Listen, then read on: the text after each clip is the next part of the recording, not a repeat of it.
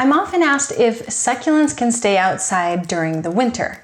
And the answer to this question really depends on where you live and what types of succulents you're growing.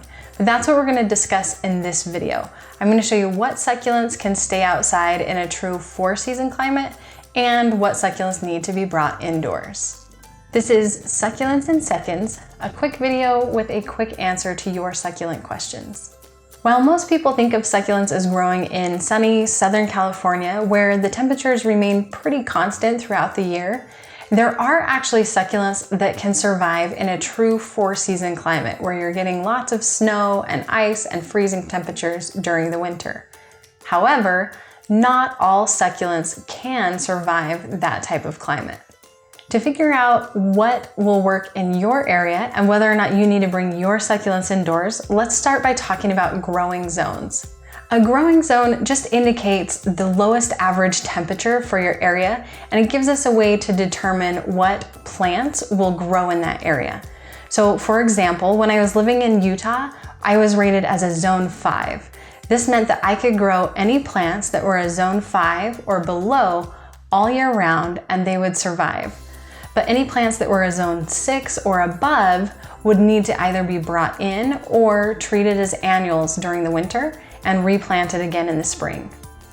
A zone 5 climate has an average low temperature of about 22 degrees Fahrenheit.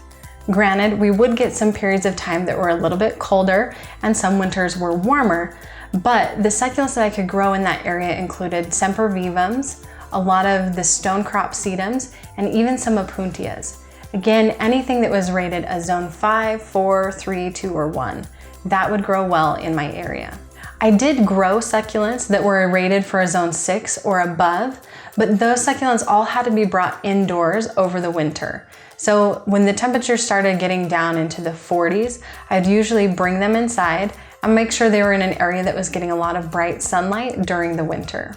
A lot of people will also just let the succulents die and plant more again in the spring if they're not rated for a zone 5 or below. On the other hand, now that I'm living in Phoenix, we're rated for a zone 9, which is actually what most succulents are rated for.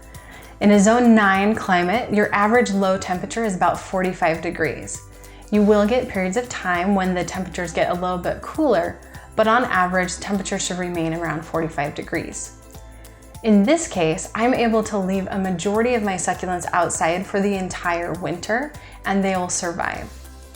Anything that's rated a zone 10 or above, however, would need to be brought indoors, especially during the coldest seasons where it does get a little bit colder than 45 degrees.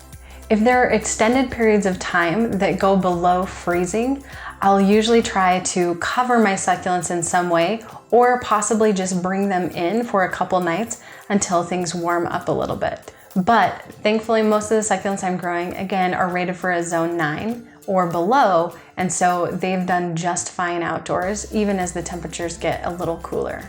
As always, it's really important to know as much as possible about the climate you're living in and how that can affect your succulents. Take a minute to figure out your growing zone or the average low temperature in your area and determine what succulents you own will need to be brought in for the winter versus those that can stay outside all winter long.